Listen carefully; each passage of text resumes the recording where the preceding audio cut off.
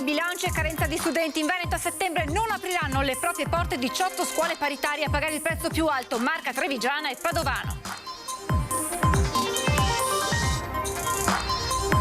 Bolletta record per un imprenditore padovano del settore trasporti. I rincari superano il 200% e ora dovrà pagarla con i guadagni dell'anno precedente. West Nile, nella provincia più colpita del Veneto, ricoverati non solo anziani ma anche 2 diciassettenni, 10 persone in terapia intensiva, i medici, tempi di ripresa molto lunghi. Allarme droga a Mestre, in via Piave, in pieno giorno compare il cartello che indica l'orario di appuntamento per acquistare le sostanze. Abbiamo incontrato il pusher. Aveva fatto arrivare con un normale Corriere Espresso dall'Olanda un pacco con all'interno un flacone di GBL, la droga dello stupro, insospettabile 49enne trevigiano arrestato. Senza patente, alla guida della Golf di un amico abbatte 6 colonnine della balaustra di Piazzale della Vittoria a Monteberico, 20enne trevigiana, denunciata l'indignazione dei vicentini. A 2 anni dall'annullamento per Covid torna a settembre a Marostica la tradizionale partita degli scacchi viventi e quest'anno con un cortometraggio che racconta la leggenda nata nel 1454. Buonasera, ben ritrovati con l'edizione regionale dei telegiornali di Antenna 3. Dunque apriamo con i dati delle scuole paritarie in Veneto che a settembre non riapriranno le proprie porte. Complessivamente sono 18 tra scuole materne, scuole primarie e istituti superiori paritari che a causa della carenza di studenti e dei rincari dovuti alle bollette dovranno rimanere chiusi. I dati sono quelli della FISM. Mancanza di bambini e difficoltà dal punto di vista gestionale legate ai rincari di luce e gas.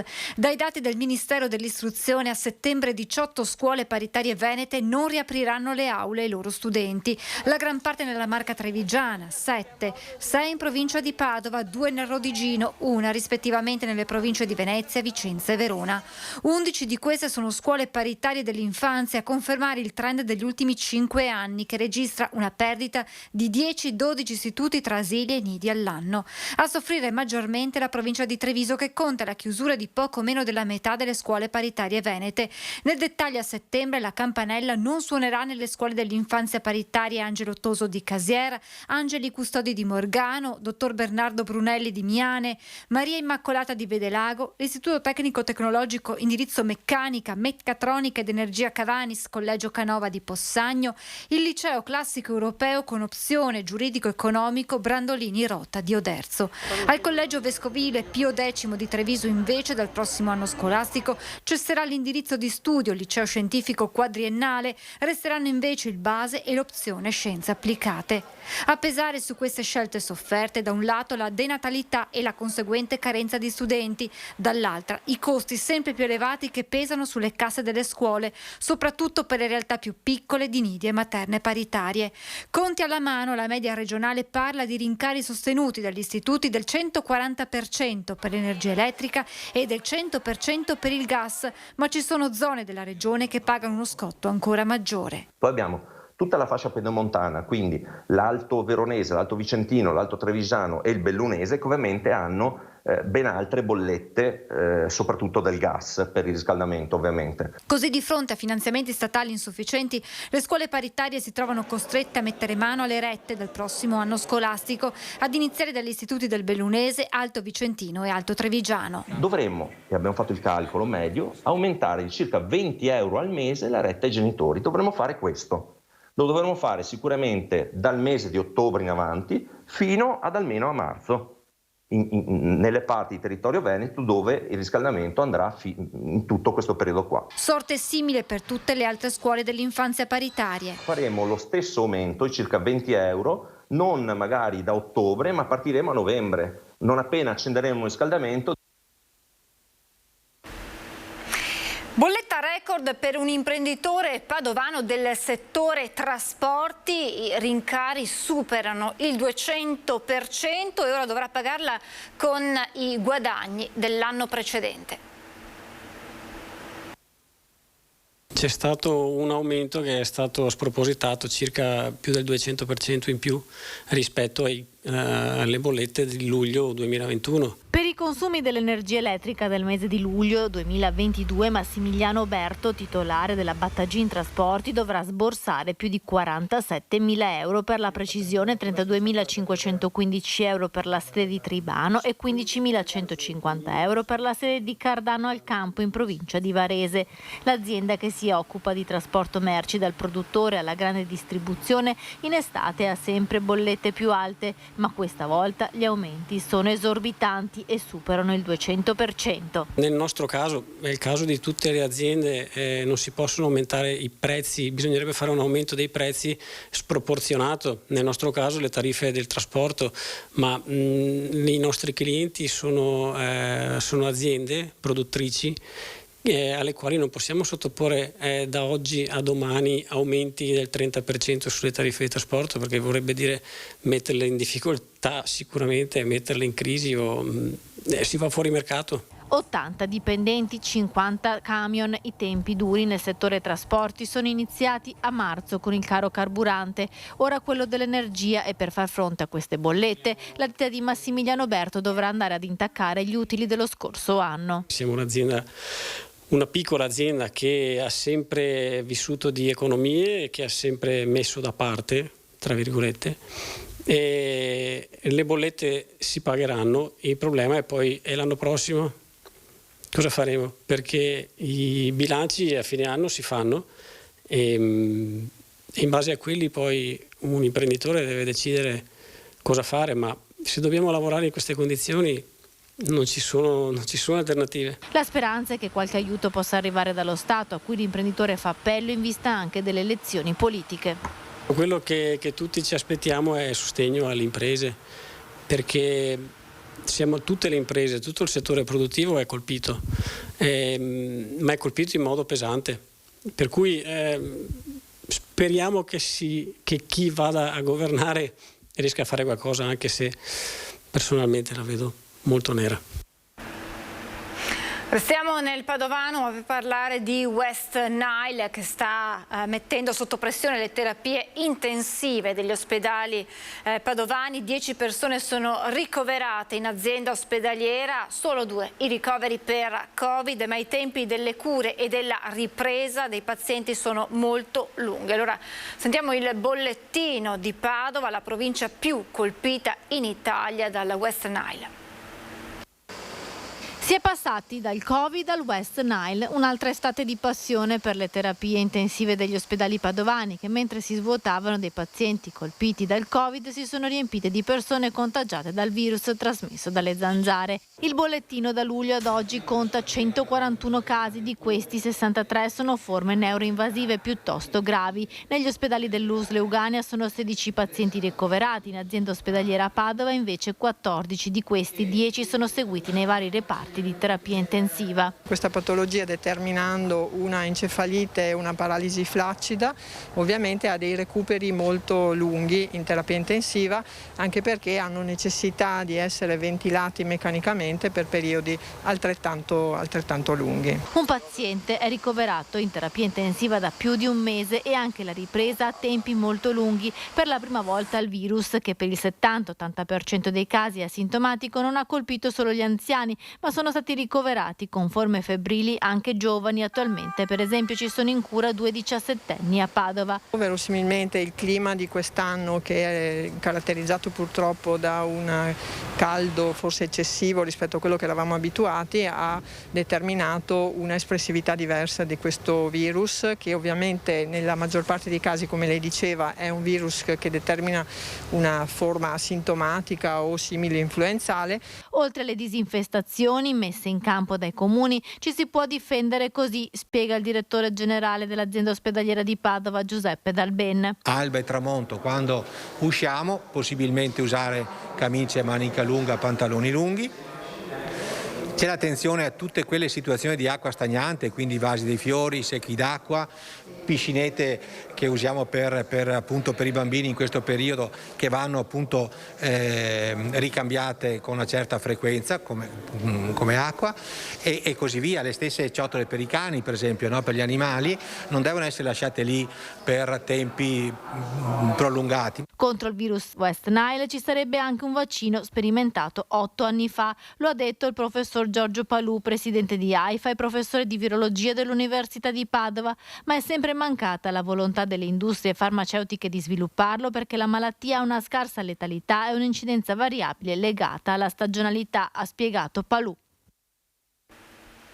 E spaventa anche il vaiolo delle scimmie, specialmente dopo il primo decesso di un cittadino italiano. Intanto procedono spedite le vaccinazioni nell'USL 3 Serenissima. Il primo decesso del cittadino italiano, il 50enne Germano Mancini, comandante dei Carabinieri di Scorzè, anche se avvenuto a Cuba, accende i riflettori sul vaiolo delle scimmie, una malattia che vede aumentare di giorno in giorno il numero dei casi, nonostante si conosca dal 1970. In queste ultime ore l'ambasciata d'Italia a La Habana è in stretto contatto con le autorità del governo cubano per acquisire elementi sul tragico caso. L'autopsia ha attribuito la morte del cinquantenne a sepsi da broncopolmonite, a germe non specificato e danno multiplo di organi. Continua così a far paura l'infezione trasmessa dagli animali all'uomo. In Italia sono 714 casi confermati, mentre sono 12 i casi nel territorio dell'ULS-3 Serenissima. Attorno a questi casi il tracciamento ha identificato una ventina di contatti che seguiamo e che sorvegliamo nel tempo. Secondo l'ULS-3, i casi che vengono notificati sono minori rispetto a quelli reali. A questo proposito si è espresso anche il direttore dell'OMS, parlando di numeri molto alti di casi sottonotificati in quanto asintomatici, e proprio a queste categorie viene offerto e consigliato il vaccino. Vaccinare gli operatori sanitari che hanno a che fare con la manipolazione dei campioni dopo i prelievi, ma soprattutto quelli dei laboratori in buona sostanza che manipolano questi campioni, e una serie di categorie di persone che hanno una possibilità di contatti stretti e di promiscuità elevata e ripetuta. Il vaccino contro il vaiolo è stato abolito in Italia dal 1980 e sembra che uno dei motivi per il quale sia riemersa questa malattia sia dovuto al fatto che la popolazione coperta sia soltanto il 30% contro l'80% degli anni 70, nonostante l'infezione attuale sia una sottocategoria del vaiolo umano. Questi giorni stiamo offrendo attivamente, e devo dire con un ritorno importante. Anche stamattina abbiamo vaccinato quasi 20 persone e c'è lista d'attesa, ci sono richieste. Quindi chi è che si sta vaccinando maggiormente? Per lo più oltre 40 oltre 50 anni. Fortunatamente i casi seguiti nell'ULS-3 Serenissima sono stati curati a livello ambulatoriale e sono tutti guariti, in quanto la sintomatologia è meno aggressiva rispetto al vaiolo umano. L'indagine epidemiologica, il tracciamento, ma soprattutto la vaccinazione sono gli strumenti cardini per fare prevenzione. Andiamo a Mestre per la situazione incontrollabile ormai del degrado, e con l'appuntamento in pieno giorno di una nostra troupe con uno spacciatore della città. Pusher Aria dalle 19:30 alle 24, chiama. Questa è la traduzione dall'inglese dell'inequivocabile cartello. Compare, manco a dirlo, in via Piave, giusto all'angolo con via Felisatti, strada che dalla stazione dei treni precede via Buccari. E noi lo spacciatore lo abbiamo incontrato oggi all'ora di pranzo, intorno alle 13:30. Eccolo. È un ragazzo giovane, anche sorridente, staziona fisso qui dove campeggia l'avviso in questione. Parliamo in inglese, ci dice che se vogliamo qualcosa, hashish, cocaina o marijuana, ci dobbiamo rivolgere al tunisino che lo precede pochi metri più in là, verso i giardinetti. Ma finisce qui, con telecamera e microfono diamo troppo nell'occhio, insomma di noi non ci si fida. Vero è che reperire droga e di qualunque genere pare essere facile come andare a fare la spesa al supermercato. Tra la repressione del fenomeno e il recupero delle persone tossicodipendenti, la proposta delle associazioni cittadine parte con la rinnovata e accorata richiesta al prefetto Zappalorto di prendere parte, cioè al tavolo con le forze dell'ordine, in uno dei prossimi vertici sulla sicurezza, al fine di riunire in una sorta di coordinamento di comitati quelli attualmente presenti in città. Così l'attivista boato della neoassociazione Adesso. Dobbiamo, con le forze dell'ordine, abbiamo visto vigili intelligenti, abbiamo visto poliziotti intelligenti, quindi non c'è nessuna accredine, bisogna mettersi assieme per ragionare sulle priorità e le cose da fare. L'obiettivo, far riconquistare la città dalle famiglie e dai bambini. C'è anche le ragazze giovani che erano terrorizzate. Questo si può fare anche qui, ma ci vuole molta energia e molta sinergia, cioè collaborazione. Ridare voce e spazio vitale ai residenti, così anche l'occhio attento e vigile di chi si prodiga da tempo per il bene della città. Io saranno 2 anni che ho aperto la pagina Facebook e robe del quartiere Piave, proprio per dare ascolto ai cittadini e pubblicare le cose che accadono su questa piazza. Io ho sempre portato le forze dell'ordine, difatti ho pubblicato parecchie fotografie e filmati dove compaiono le forze dell'ordine. Ha ordinato su un sito web olandese un pacco di GBL, la cosiddetta droga dello stupro. Dopo la consegna avvenuta qualche giorno fa da parte di un normale Corriere Espresso, è stato arrestato dagli agenti della squadra mobile di Treviso che gli hanno sequestrato un flacone in plastica che conteneva la sostanza illecita dal peso di 300 grammi circa. Si sarebbero potute ricavare almeno 450 dosi. Ad essere arrestato qualche giorno fa è stato un 49enne residente in provincia di Treviso senza nessun precedente alle spalle. I poliziotti, che hanno osservato le attività dell'uomo per alcuni giorni dopo aver ricevuto informazioni in merito al possibile arrivo della sostanza stupefacente a mezzo Corriere, hanno notato l'uomo mentre ritirava un pacco presso la propria abitazione. A quel punto gli agenti della squadra mobile sono intervenuti e hanno rinvenuto all'interno del pacco, proveniente per l'appunto dall'Olanda, la sostanza stupefacente. La balaustra del piazzale della Vittoria a Monte Berico è stata nuovamente vandalizzata nella notte. Scoppia l'indignazione dei vicentini.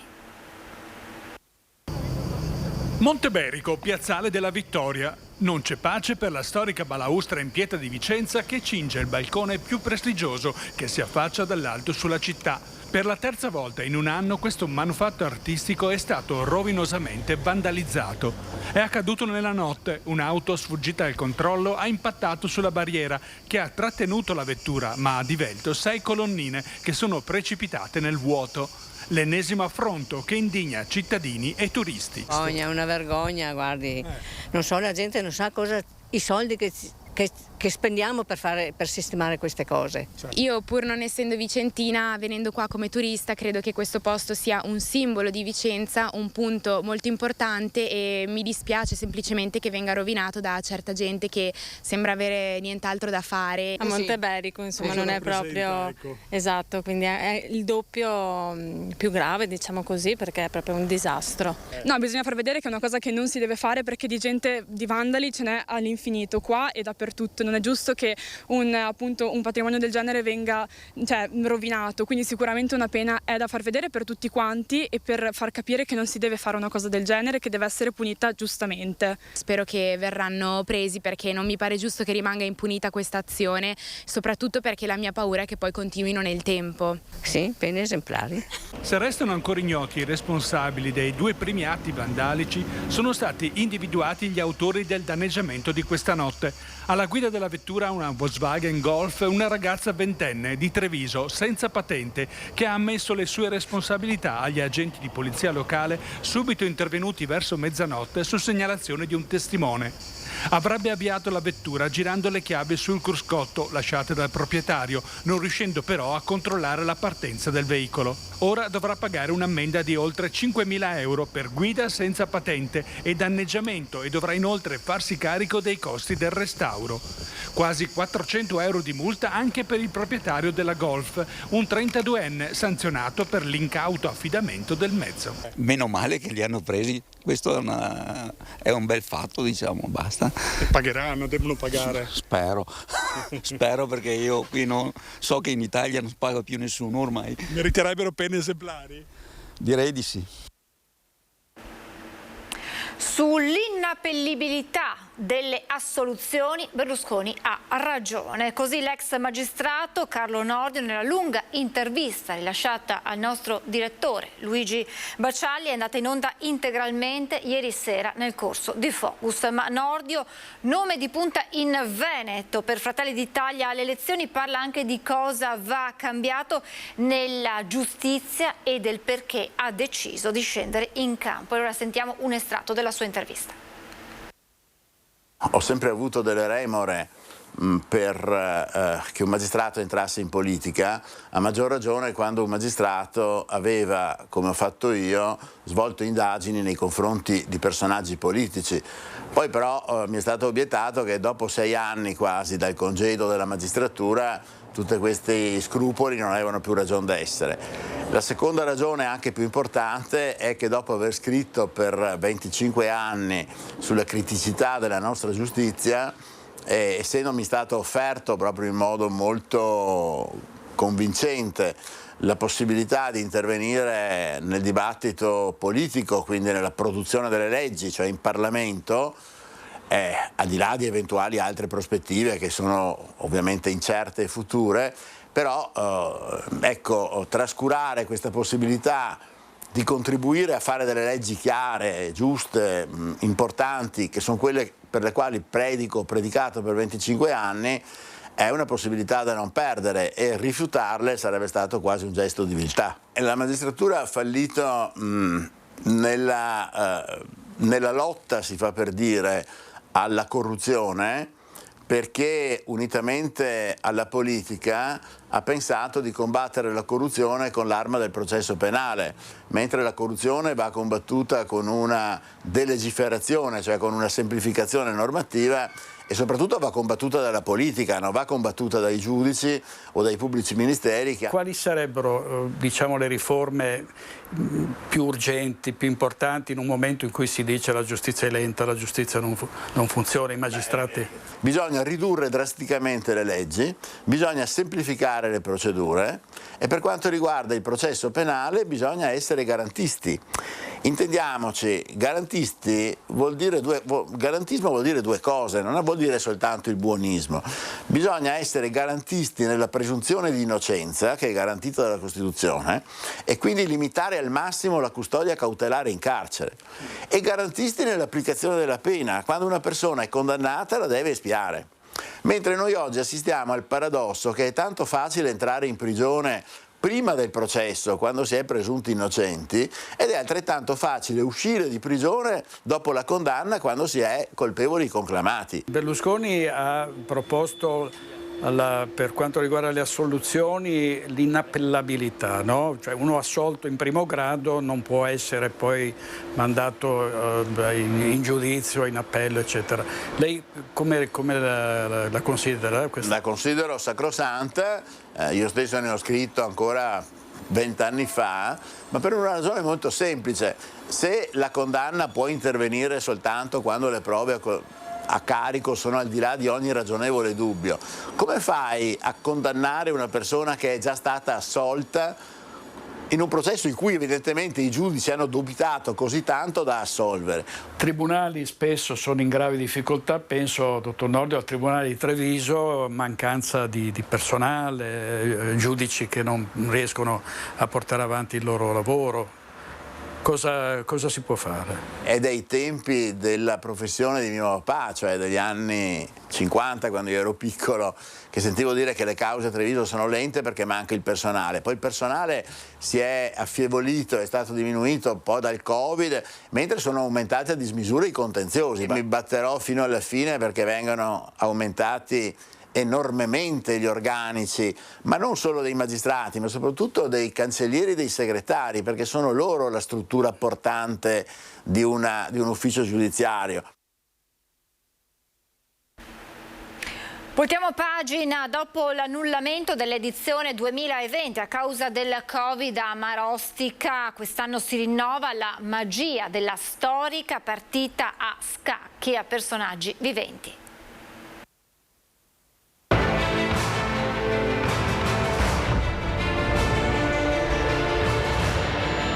Vieri era il più giovane e fiero dei Vallonara. Sognava l'amore. Rinaldo d'Angarano era il suo rivale. Amava la guerra e il pugnale. Il cortometraggio, novità della partita a scacchi a personaggi viventi 2022, narra l'antefatto della celebre leggenda che risale al 1454 e che racconta di un duello combattuto attraverso una partita al nobile gioco degli scacchi per conquistare la mano della bella Leonora.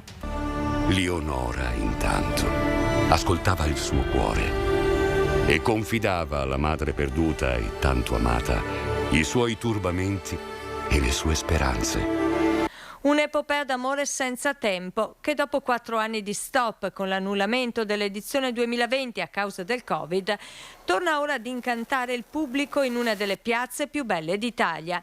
A Marostica fervono i preparativi per l'evento che andrà in scena il 9, 10 e 11 settembre. Siamo pronti, carichi come non mai, 4 anni dove abbiamo continuato a lavorare incessantemente per migliorare e internazionalizzare lo spettacolo.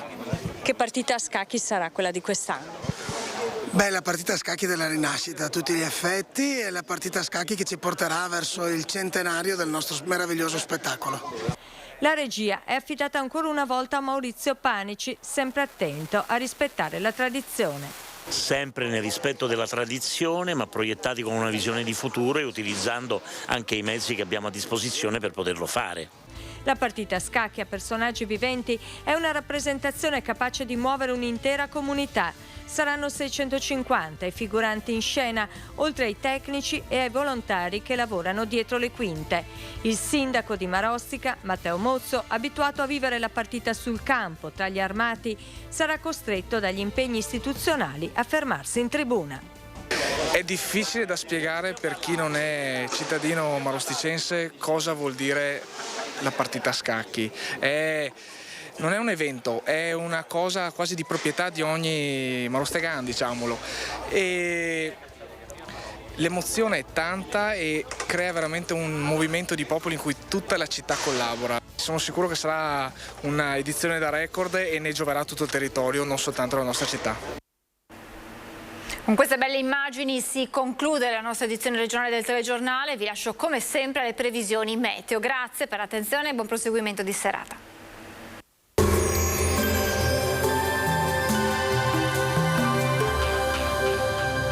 Cooperativa Agricola Volpago offre carne fresca di prima qualità. Ci trovi a Volpago del Montello, Pieve del Grappa, Tre Baseleghe e presso lo spaccio del contadino a Dolo e Massanzago. Benvenuti al Meteo. Previsioni per giovedì 25 agosto. Sul Veneto cielo prevalentemente sereno.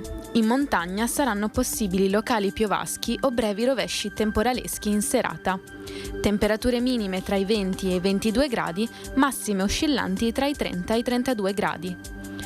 Sul Friuli Venezia Giulia cielo in prevalenza sereno o localmente poco nuvoloso al mattino, mentre nel pomeriggio saranno possibili locali rovesci temporali sui rilievi nel pomeriggio. Temperature minime tra i 19 e i 20 gradi, massime comprese tra i 29 e i 31 gradi.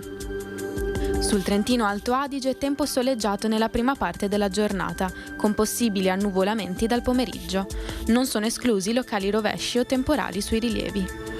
Temperature minime tra i 18 e i 19 gradi, massime comprese tra i 31 e i 33 gradi. Dal Meteo di Antenna 3 è tutto, arrivederci.